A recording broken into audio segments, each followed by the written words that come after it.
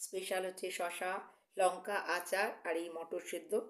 মটরটা আমরা সেদ্ধ খাই, কারণ এই দেখো এখানেও আছে, এই যে ভিজিয়ে রেখেছি। এটা বিকেলে সেদ্ধ করে নেবো, দিয়ে মুড়ি দিয়ে আমরা খাই। কি রুটি হলেও রুটি দিয়ে তরকারি করেও খাই।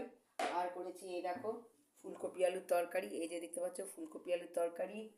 আর সাথে আছে, এই দেখছো ফুলকপি আলুর তরকারি। আর সাথে আছে তোমার এই যে